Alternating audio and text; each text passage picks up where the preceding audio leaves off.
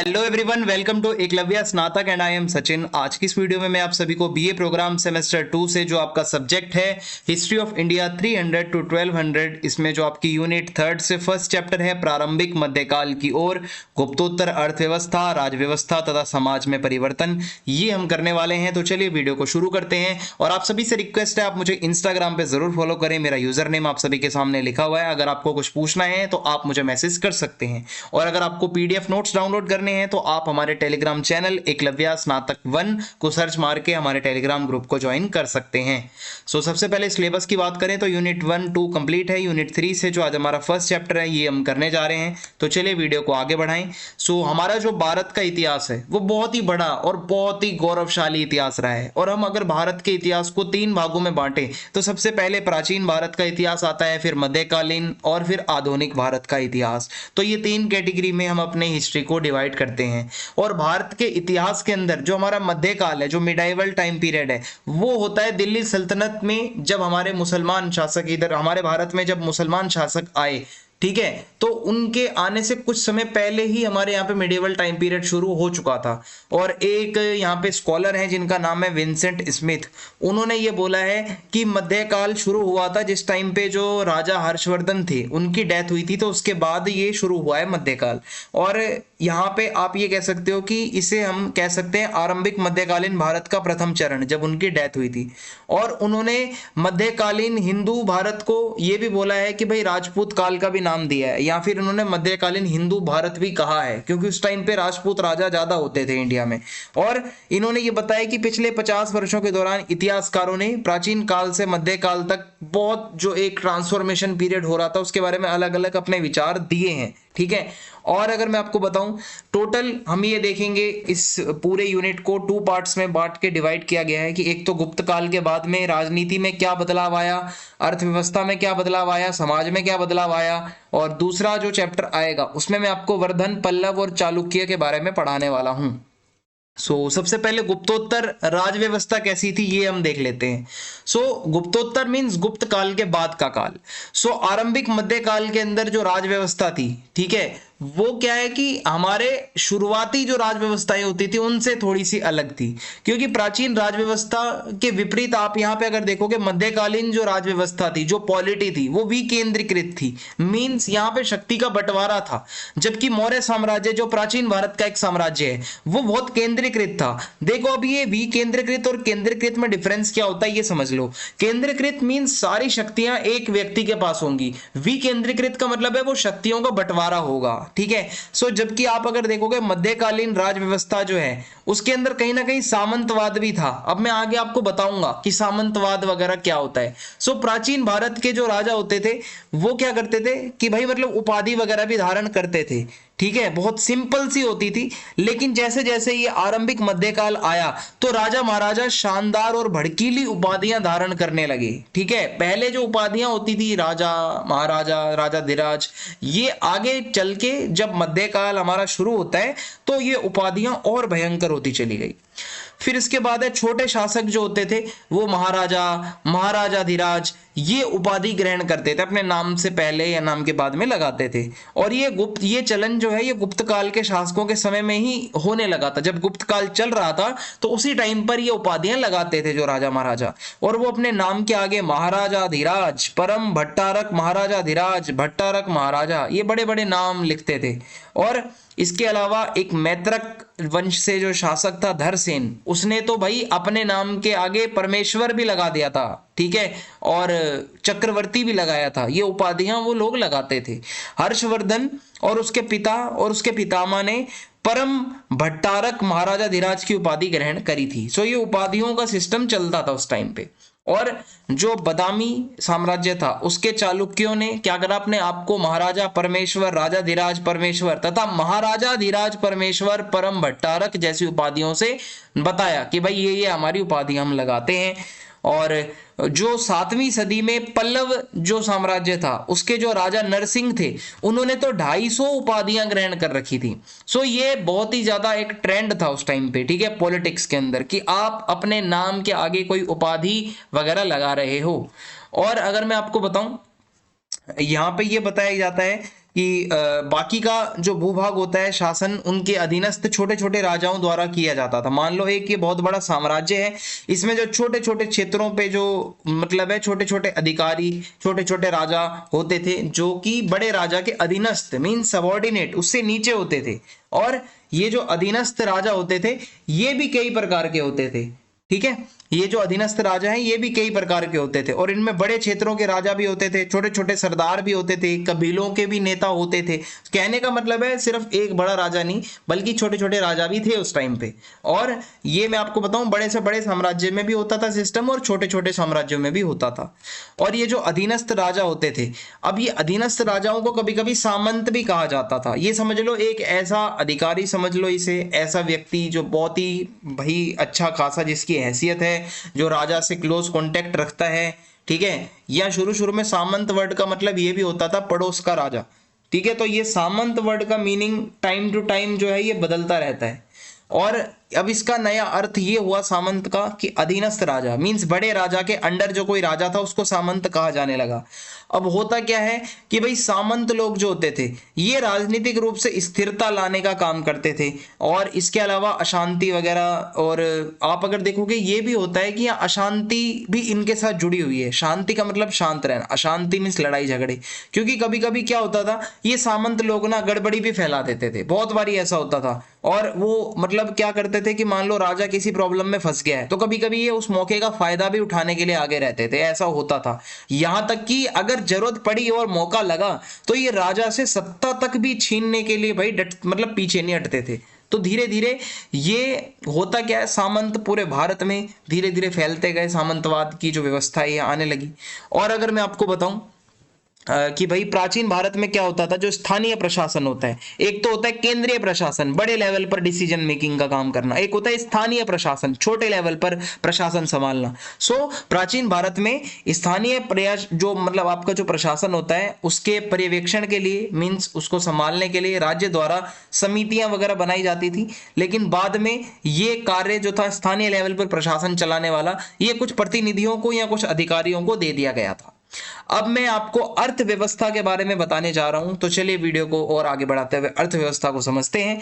तो इस गुप्तोत्तर काल में अर्थव्यवस्था या आर्थिक जानकारी के जो स्रोत हैं वो है भूमि अनुदान से रिलेटेड शिलालेख। मींस जब जमीन को दान में दिया जाता था तो जो शिलालेख लिखवाए जाते थे उसके ऊपर जो डिटेल मिलती है वो हमें आर्थिक जानकारी दे रही है। सिक्के जो मिले हैं उस टाइम के वो सिक्कों से हमें नॉलेज मिल रही है।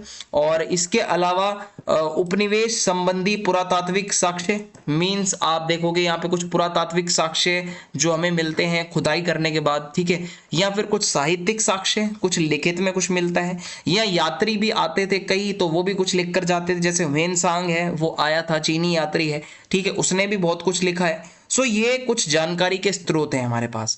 सो इनको आप अगर देखोगे कि भाई जब आप इनकी स्टडी करोगे ये जितने भी स्रोत हमें मिलते हैं, एक तो हमें कृषि के बारे में पता चलता है कि कृषि का लगातार विकास हो रहा था बहुत अच्छे से। और इसके अलावा देहात जो गांव वगैरह के जो इलाके थे वहां पर कुछ भूपति यानी कि भूमि के मालिक कुछ लोग होते थे जिनका एक नई एक कैटेगरी का एक मतलब उदय हो रहा था गांव के अंदर, जो लोग भूपति होते थे।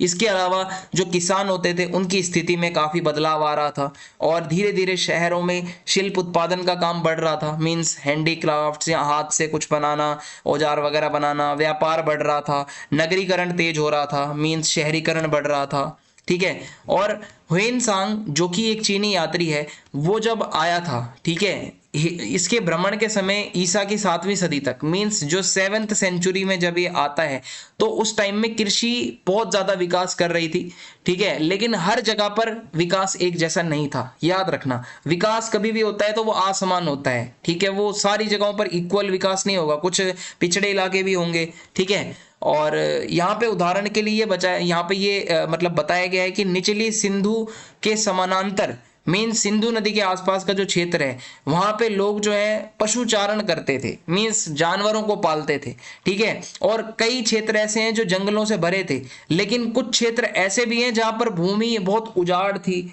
बहुत बेकार भूमि थी, ठीक है, कह सकते हो। सो कहने का मतलब है कि कहीं कहीं पर तो भाई अच्छी संभावना थी कृषि वगैरह की।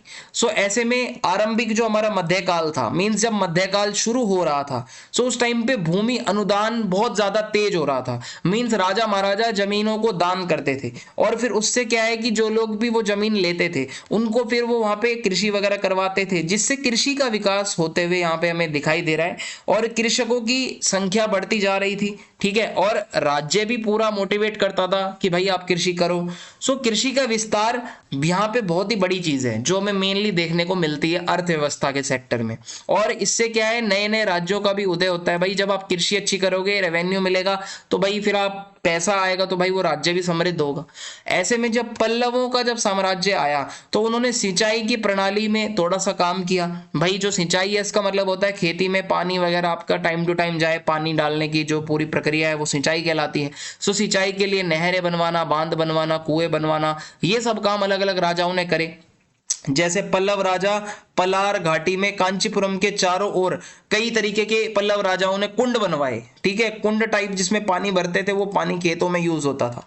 सो कृषि मेन एक आप कह सकते हो रीढ़ की हड्डी है हमारी अर्थव्यवस्था की आज भी, ठीक है। और अगर मैं आपको बताऊं यहाँ पे, अब हम समाज के बारे में अगर हम डिस्कशन करते हैं कि समाज में क्या हो रहा था, तो भाई आरंभिक मध्यकाल के अंदर समाज में भी बहुत बदलाव आ रहे थे, जैसे कि जाति व्यवस्था के अंदर और क्षेत्र विस्तार, नारियों की स्थिति। ये दो तीन चीजों में आप अगर देखोगे कि भाई जाति व्यवस्था तो थी उस टाइम पे भी, ठीक है, जाति तो हर गांव में होती है, हर जाति के लोग होते थे।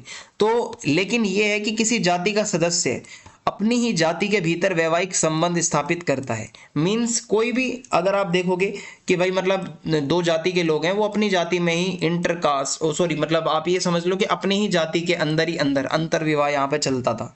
अनेक जातियां किसी समान पेशे या हैसियत के लोगों से मिलकर एक समूह का निर्माण करती हैं।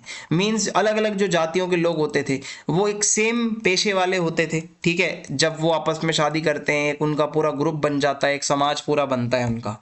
और अगर मैं आपको बताऊं यहाँ पे जो समाज है हमारा वो वर्ण व्यवस्था के अकॉर्डिंग चल रहा था। चतुर्वर्ण समाज है, मीन्स चार भागों में समाज बटा हुआ है, ब्राह्मण, क्षत्रिय, वैश्य और शूद्र।